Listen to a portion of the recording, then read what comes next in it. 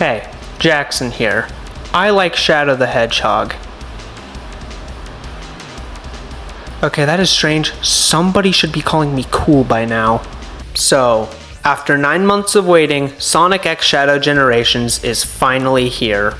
A remaster of 2011 Sonic Generations, along with the brand new game Shadow Generations, which takes place at the same time and has Shadow going on his own time travel adventure.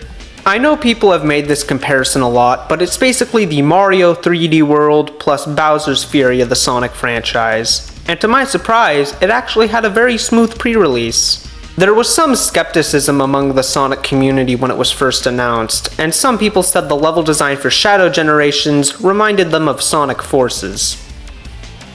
For some reason. But they were quickly drowned out by the fans going, "Oh my god, they gave Shadow wings!" With people only getting more and more excited for the game as more information about it was revealed, which isn't the norm for a lot of Sonic games in the past decade. So, I thought I'd take advantage of the hype surrounding this game and talk about my thoughts on it, because I want views. So today, let's talk about both halves of Sonic X Shadow Generations to see if it really does live up to the massive hype.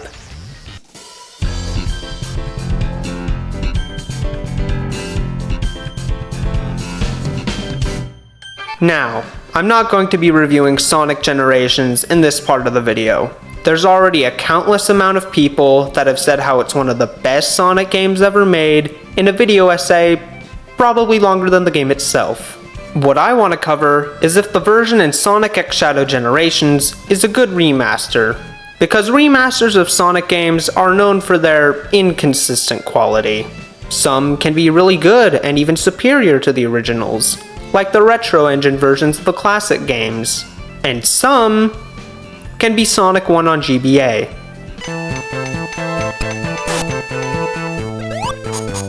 Taking a glance at my gameplay footage, you'll quickly notice that the game looks pretty much the exact same as it did on the PS3 and Xbox 360. It runs at a higher frame rate and resolution, but the graphics are left unchanged, which is super disappointing, especially from a game advertising itself as a remaster. Most of the changes were made to the gameplay, starting with Sonic himself. Or the Sonics themselves. I may never get used to that. While the characters feel the same to play as, the button mapping for both Sonics has been changed to match the one present in Sonic Frontiers. By the way, Frontiers is going to come up a lot in this video, just letting you know so that you don't get annoyed when I keep bringing it up. In Frontiers, the player boosts by pressing the right trigger and uses the homing attack by pressing the X button, compared to the original Generations, which uses the X button to boost and the A button to homing attack. I actually prefer the button mapping in Frontiers to the other boost games, so I saw this as a welcome change, even if it did take a moment to get used to. Another change made to both Sonics is the addition of the drop dash. Pretty much every Sonic game since Mania has had it as a part of Sonic's moveset, including re-releases of old games, so it's no surprise they added it here. I found the drop dash to be a fun addition to the classic Sonic levels. Generations is well known for its super overpowered spin dash, and the drop dash is no different. For modern Sonic though, it isn't as fun to use. Not only is activating it a hassle since Sonic has this weird air dash in the game, but it's also not very fun to use since the player can also use the boost and it's infinitely faster. Still though, I like the drop dash in the classic levels, and I respect Sega for even going back and adding it to the game. Another addition is brand new skins for modern and classic Sonic, based on their character models from Sonic Adventure and Sonic Jam. And in Shadow Generations, there's a skin based on Terios, an early design for Shadow seen in some concept art for Sonic Adventure 2. They're pretty solid skins. Once again, I respect Sega for even adding these to the game. I think they're really cool references, but I only tried these skins out a couple of times. I think that might just be me though. I'm not very into character skins in video games. Ever since I was a kid and a game had alternate skins for a character, I would usually just stick to the default. The last thing added to Generations in terms of gameplay are these chow scattered across the levels. You see, Generations got a rewrite, which I'll talk about in a moment, and one of the things they changed is that they added a bunch of Chao to the opening cutscene that also gets sucked into white space along with Sonic and his friends. There's 3 in each level, and getting them does absolutely nothing. Okay, that's a bit of an exaggeration, but they still don't really do much. The Chao you collect in a level will permanently appear at that stage in the level select, doing a cute little animation. And there's a gallery in the collection room where you could see photos of the Chao you rescued. Come on guys, you couldn't even let us rotate their models like with the main cast? I didn't even try to get all of them, not even on one level. They were very hard to spot, they basically blend into the levels, and every time I came across them, it was by complete accident. Makes me appreciate the red rings a lot more since, unlike the Chao, they're actually easy to spot, but the challenge comes from if you'll be successful in getting it, unlike the Chao, where the challenge is finding the damn things. They're not an absolute nightmare to collect, but it's very obvious that these guys were added only for completionists and no one else. The final thing I wanted to cover about this remaster, and what I think will be the most controversial aspect of it for years to come, is the rewritten cutscenes. Ian Flynn, best known for his work on the Sonic comics and Sonic Frontiers, was assigned not only to write the script for Shadow Generations, but also to rewrite the script for Sonic Generations to make it more consistent with recent Sonic games. Now, I actually like the new script for Generations.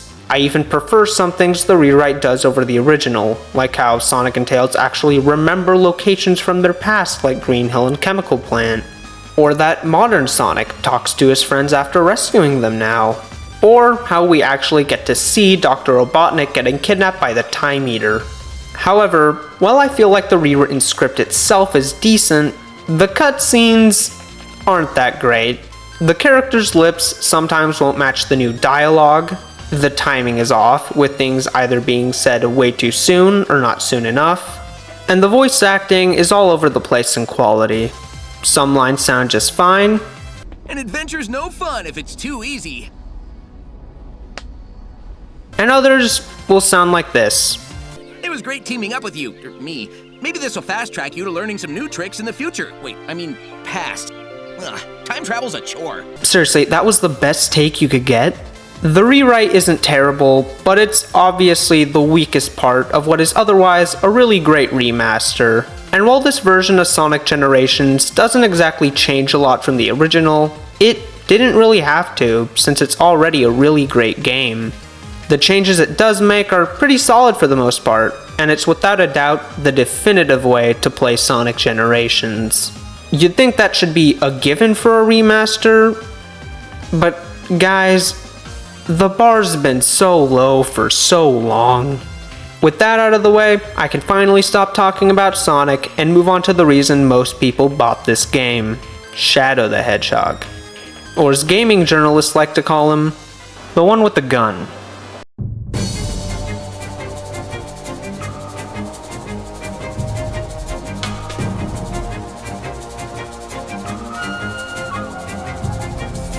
Shadow Generations begins with Shadow investigating a biosignal on the Ark before the Time Eater shows up and traps Shadow inside his own white space, along with reviving some of Shadow's old foes, including Black Doom, one of Shadow's creators and antagonist of the Shadow spin-off game.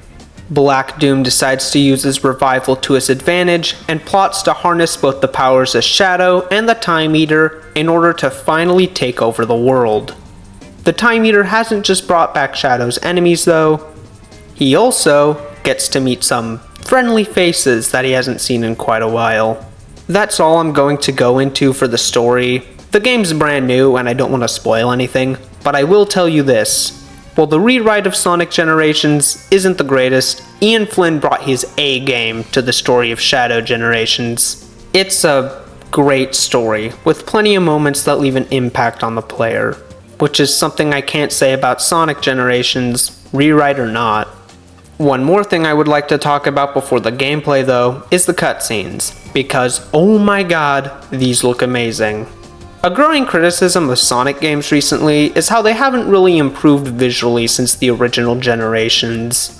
Hell, if you ask some people, they'd say it's gotten worse. The animation in most Sonic cutscenes before and since Generations has been super stiff and even kinda lifeless, especially in the case of Frontiers, where half the cutscenes are just characters cycling through the same 3 stock animations.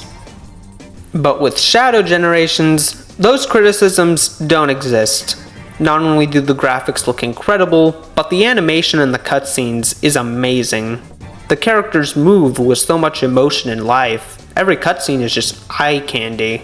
You can definitely tell Sonic Team was given a higher budget thanks to the success of Frontiers. As for the gameplay itself, the best way to describe it is that it's a fusion between the original Generations and Sonic Frontiers.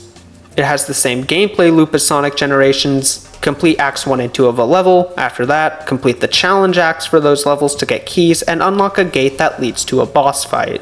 However, Shadow's white space is very different from Sonic's. Instead of being a simple 2D hub world, it's instead an open zone similar to Sonic Frontiers, where the player can complete various challenges to get things such as concept art and music to use in levels, and see in Shadow's collection room.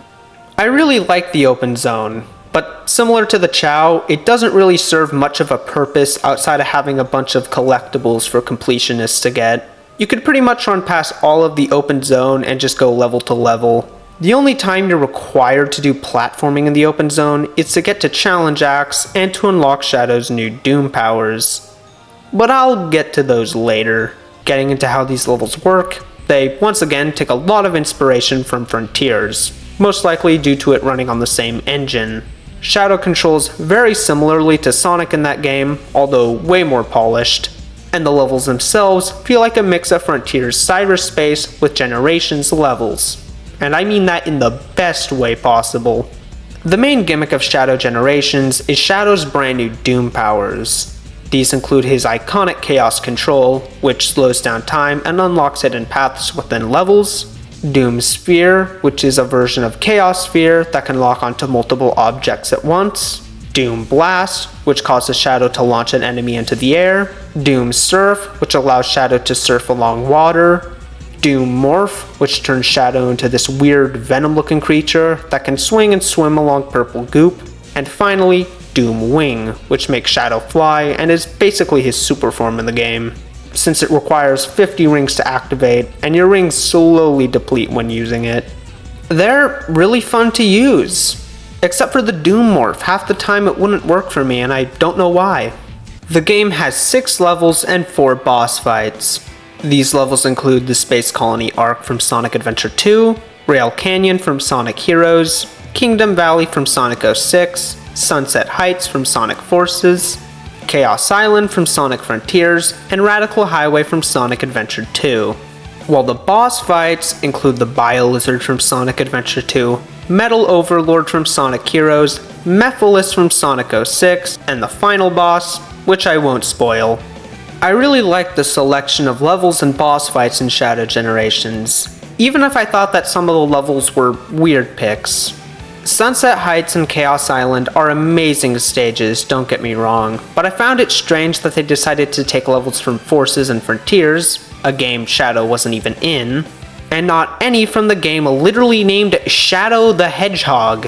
One thing I absolutely loved about the boss fights, besides the fact that they're well designed and have some really cool moments, is the fact that Shadow actually has banter with the enemies he's fighting.